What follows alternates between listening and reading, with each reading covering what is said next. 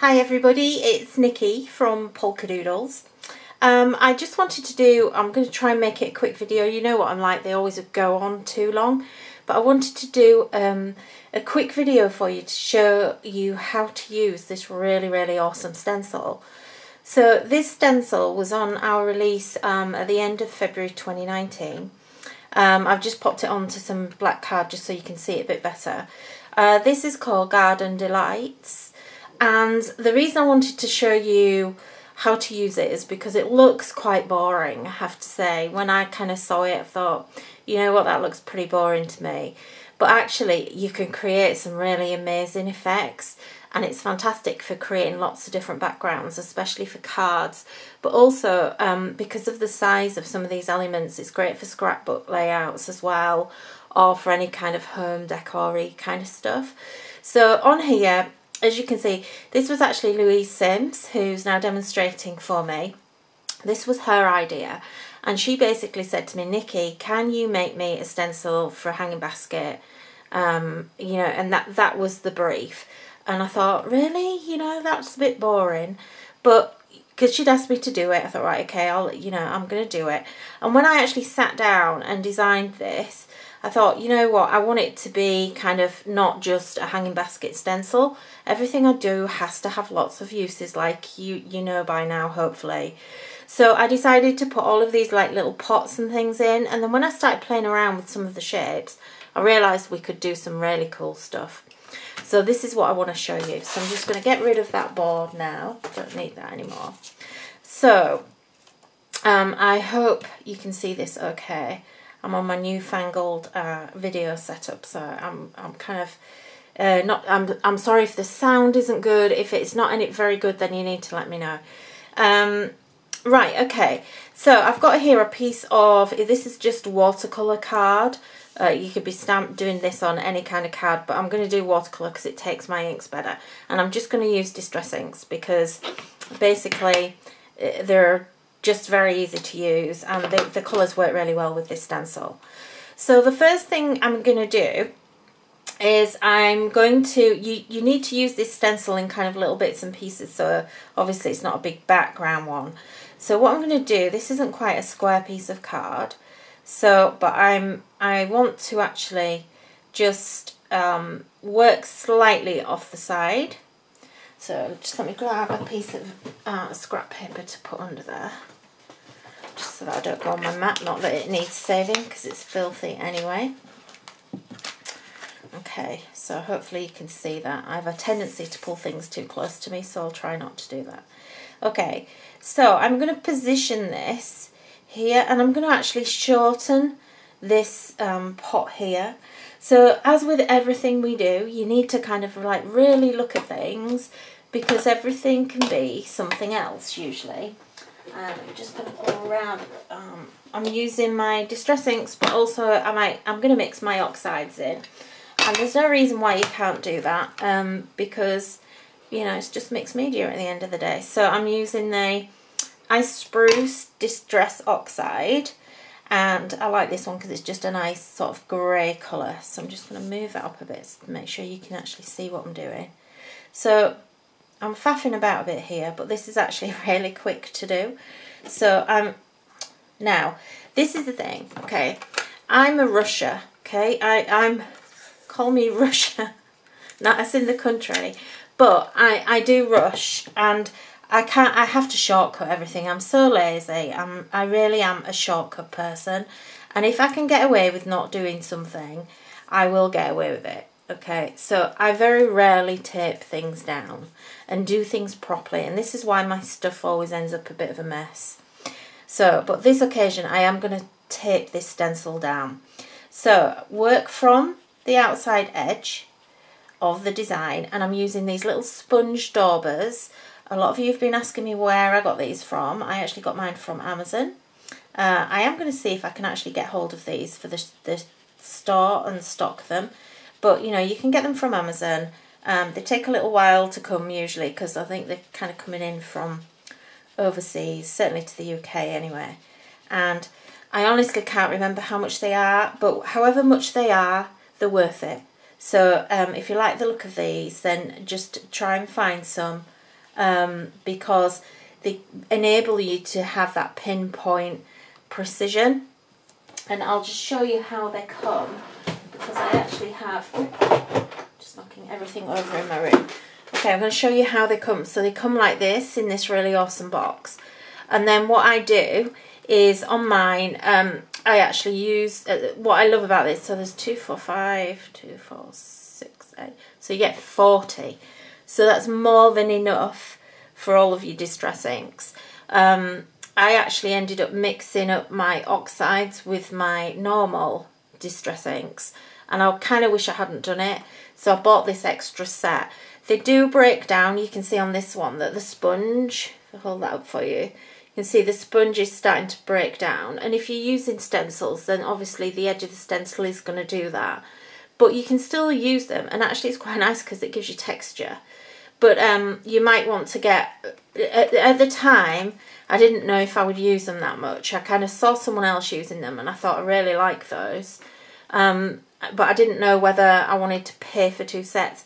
In hindsight, I wish I had bought 2 sets, and I may still get another, because this set I kind of want to use and actually use these with my oxides as I start getting more colours on my oxides. So that's how they're going to come. Okay, so just, you know, it's one of those things you always wish that you kind of had another, because you do tend to dirty the colours, but because there are so many, I am really good at not mixing my colours up, and I'm a little bit OCD about it, if I'm honest. Okay, so I'm going to just remove this, and you can see now how awesome that actually came out. Now what I'm going to do, whilst I've still got that colour to hand, I don't particularly like on a stencil these areas that are white in between, that are like the connectors. They have to be there. It's part of the stencil manufacturing. You can't not have those. They're called bridges, and it's just the stencil has to have them, otherwise it can't differentiate. So what I do is I just move it along, and then I just add a little bit more colour. And don't try and actually hide, well, you could try and hide it, I suppose, but generally I find that if you try and hide something that's there, it doesn't really work. But what we can do is just kind of hide it a little bit. So if I just pull that up, can you see what I mean? So I've actually taken that bit of white away, so it's not quite so glaring, and it just makes it sort of a slightly better design. Okay, so that's my first element.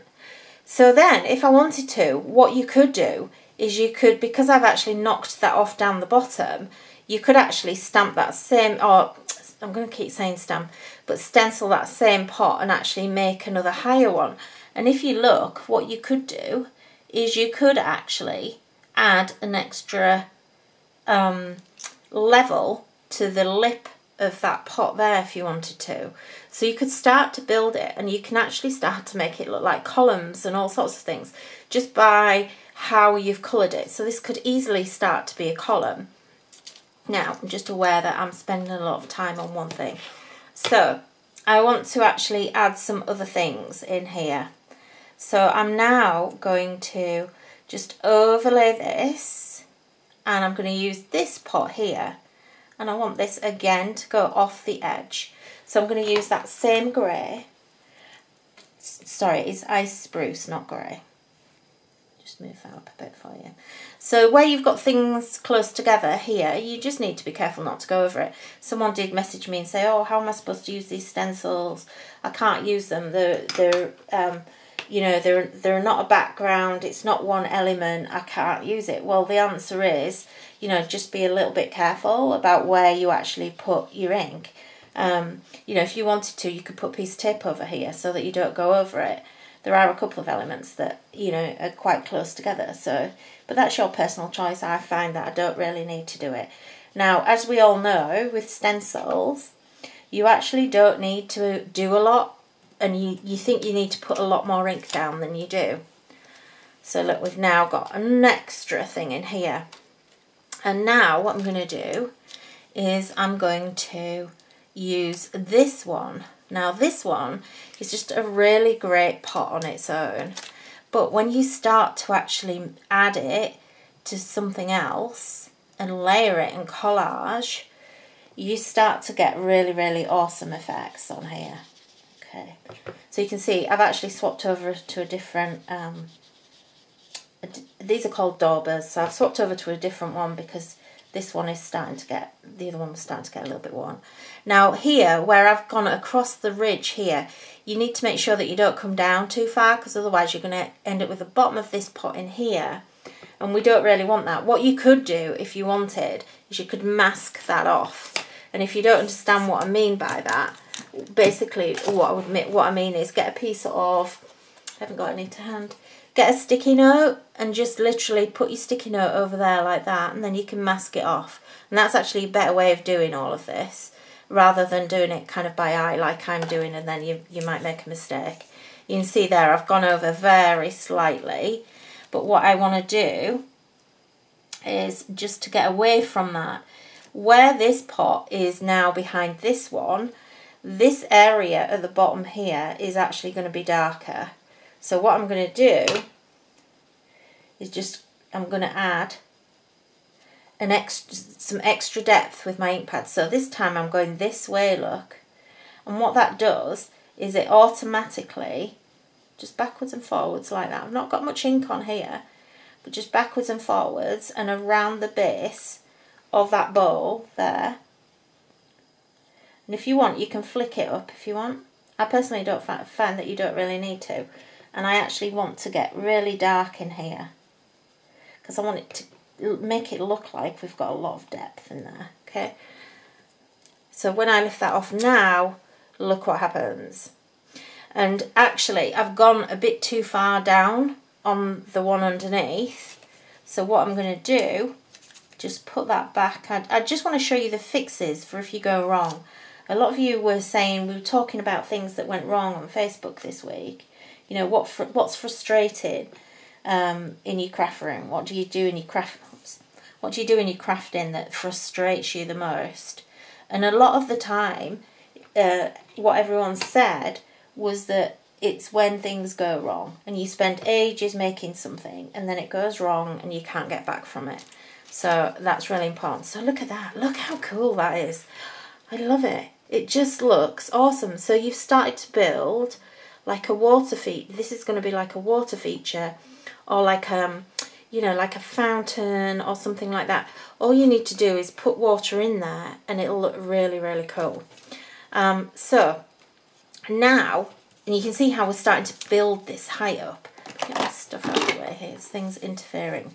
So now I'm going to take this bit, which is the actual hanging basket bit that Lou wanted, and that's actually going to sit in the top of our water feature here. Okay, so again, I'm going to just ink, and I'm just going to ink on the inside pieces here.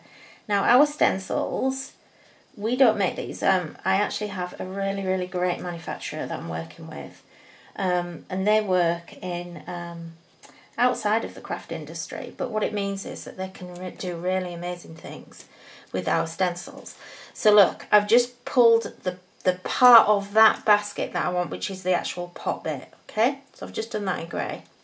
So now I'm going to change colour, and I'm going to go to Citron. Twisted Citron, okay. So again, this is this now is a distress ink, not an oxide. So now what I'm going to do is I'm going to actually fill in some of these plants, okay. And within the plants, you actually have like a flower head on the end of it, so you can you know, you can actually colour the ends of the flowers as well.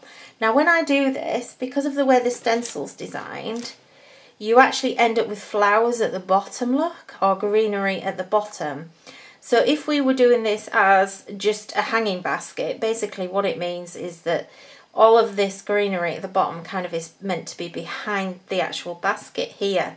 So, but that doesn't mean that you can't actually make that appear in front. So just overlay these side bits here, like the side branches here, and we can actually overlay them. And what I want to do at this point is bring in a different colour. So I'm going to actually use peel to paint as well, just to add some slightly different colouring, because this is what brings it to life. You can move this around. You know, it brings it to life when you actually start to add a couple of different colours. Look at that. That looks amazing. I love it. Honestly, I really, really love this technique. It's so good. I love this stencil. Something that I thought was going to be something that I didn't particularly like for my craft. Not that I didn't like it. I designed it. Obviously, I have to like it. I don't ever put anything out that I don't like. But an idea that I wasn't particularly on board with, that Lou suggested, you know, has suddenly turned into something really cool and awesome. So look at this now. Now we can actually turn this upside down again if we want, and I'm going to go back to the lighter green, so back to the citron, and just keep changing those colours, and we can actually start to build this up at the top as well. And you don't have to put flowers on if you don't want to, but it does look quite cool if you do. So just move these around. You need to make sure that you have things pointing in different directions to make it look realistic. Look at this. How phenomenal is that? Don't you think that's just so cool? I personally think this is just awesome. I love it. Every time I do it, I love fading it off in the background here. So this is what I was saying about putting, like, you can here. This is like a little, bring that right up. See there, that's like a little flower head. So each one of these has a flower head on it that you could colour separately if you wanted. But I actually really like just fading that out. I think it makes it look really ethereal and really cool. And then what I want to do, and I've not done this before, so this is an idea that's just come to me now. So what I want to do is, just looking at this, it kind of seems to me it needs to look like it's a bit old. And the way we can do that really, really easily. So what I'm going to do is just get a bit of green. And look, we can make this look like it's a bit mossy and old. And I just think this is just the coolest thing. So just, you don't want too much. You want the moss, you know, like when you have like a container and the moss is just around the edges where it starts to actually pull in. Look at that. Wow, I love it. And then you could also, if you wanted, you could start to make it look rusty. Shall we do that? I'm thinking, you see, every time I use this, I find it quite inspiring. It always inspires me to do something different with it. I've never done the same thing with this stencil twice. It just seems to ask me to do something different. So I'm going to take Vintage Photo, and look, we'll make it just, so I'm pouncing the ink this time. So we're not going to, and this dauber is the perfect thing to use on this, I have to say, because it gives you a bit of texture. So look, see, this 5-minute video has suddenly turned into something much longer because the actual stencil has inspired me. Okay, I need to just, I'm losing a bit there. Oh look, so I can use that, this bit here from there, just to mask that bottom bit off. And if you go a bit wrong, don't worry, you can just fade that out a bit and blend it in a bit maybe if you need to. Just don't overdo it, because there is, you know, there is that whole thing. Sorry, I'm struggling for space. There is that whole thing at where you overdo it, and this is what I do quite frequently. So I just want to do a little bit in there. So just on the edge. So I'm just using the edge of my dauber. Let's just pull a little bit in there. Not too much. And then where we've got the actual hanging basket, I feel like we need to actually do that in there as well, because that's kind of starting to look like it's sitting forward. And you need to actually have a bit of shadow in there so it sends it back. Oh, wow. Love it. Absolutely love it. And look at that, how cool. How cool is that? So that is just those couple of bits. And then, if you wanted to, what you actually have on here is you also have this section here, which is, I don't know if you can see that, but basically it's like 3 prongs, and that is actually the hanging bit of the basket. So you would use that over the basket. Let me just turn that over and show you what that actually is. Okay, so that would be your hanger for your basket, and then your basket would go here. So this is how originally it was designed, before I actually realised all the other cool things that you could do with it. Okay, so let's show you how it should be, or how it was meant to be. Let's get a little bit of colour on the ends of the flowers, just to show you that too. And just twist, what you can do is you can just twist those if you want to. And obviously, like I said, you know, you tape it down. It's a bit easier to do if you tape it down. But look at that. Look how pretty that is, just as the hanging basket on its own. That would be really nice just in the centre of card or at the background, and then over stamp over it, or lay your die cuts over it and things like that. It's so pretty. And then you can actually keep layering and make that really full if you want, and make it multicoloured. How awesome is that? This piece, I want to just show you what the other bits and pieces are on here. This piece is actually the, this is like a little sign thing that you can, you know, the little, oh, what do you call it? Like a little stake, you know, where you write the names of the plants on. The little, I don't know what you call them, but that's like a little plant thing. But again, you could make that into lots of different things if you wanted to. So if you were doing your plant pot look, you could actually have that going into your plant pot. So look, these elements now all can combine, and you can overlap them all. So let's just quickly do that. Look how easy and quick it is to use. I mean, I'm doing this very, very quickly and very rough, but this is what I mean. That sits in the top of your planter there. So you could have all of these things. This could be sat on the floor. You know, you could just do whatever you want with them. And then here we also have some like a little flower. So look, you could build this up, and this is all about layers. And then we also have the leaves of the flower. I'm just doing it in brown. Okay, and then what you can do is turn around that little hanger and use one of those prongs as the actual stem of the flower, look. Okay, so the prongs of that, you know, you can use that in lots of different ways. So now on here, what we're going to do is I'm going to, where's my ink pad? What colours? I've lost my ink pads. And I've just been mixing vintage photo onto my peeled paint, which isn't great. Let me go. Where's my peeled paint? There we go. This is what happens if you're not watching what you're doing. Okay, so on the edge of my planter here, you see I've got sucked into doing more because it's just so cool. Look, we can now start to actually build some extra foliage. Sorry, I can't speak today for some reason. How cool is that? And do it in lighter colours so it starts to look like it's in the background.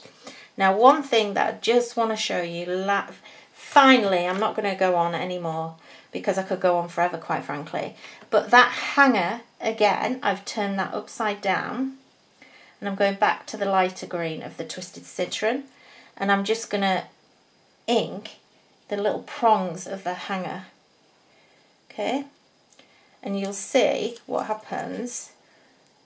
We actually start to make grasses, or grasses if you're from anywhere else, but I'm from Yorkshire and we say grass. So just move those around, and look, we've got all of our grasses. And if you wanted to, you could even actually use one of those and start to build your flowers on. There are some leaves here, don't forget, as well. So we could actually have a couple of leaves. And again, move those around. Don't just use them as they are on the stencil, because it brings things to life. if you actually start to move them and put them in different directions. And you can also, you know, and kind of dark and light. And then also the other thing that you can do, obviously, here is we can put in some more of these grasses, some more of this foliage in the background there, and you can start to fade this off.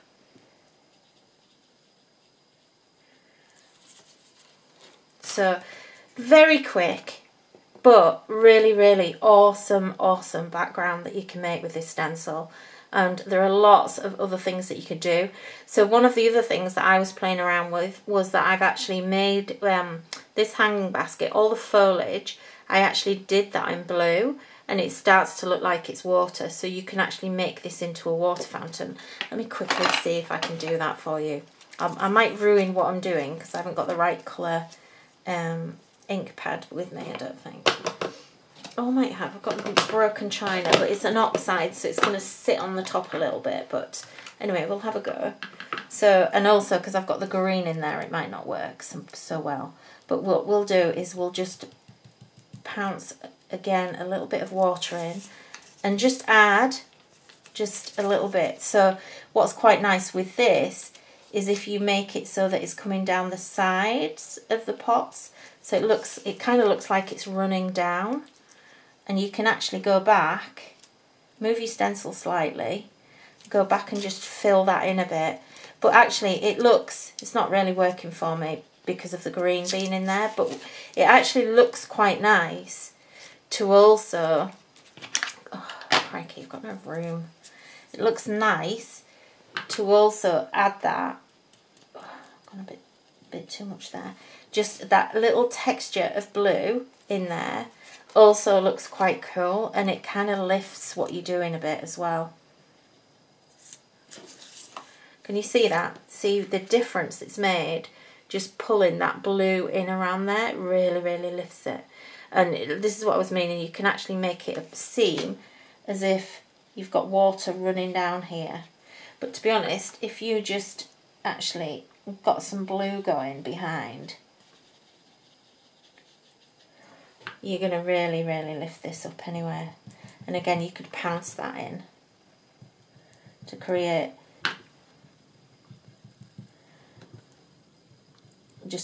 that little bit of, oh, that's so lovely. You see, this is what I mean, you can't stop. This stencil, honestly guys, you will not stop using it once you realise what you can do with it.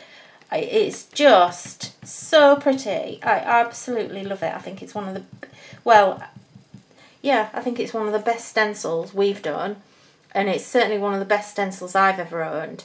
You know, look at that, it's just fabulous, isn't it? Right, okay, enough. That's 28 minutes. Sorry, it was meant to be like 10. Okay, over and out. This is on the website, so it's called Garden Delights. It's on the website at polkadoodles.com or polkadoodles.co.uk. Look in the stencils section. It's one that we will keep in stock long term because it's just so useful, and I hope you love it as much as I do. Thanks for watching. Bye.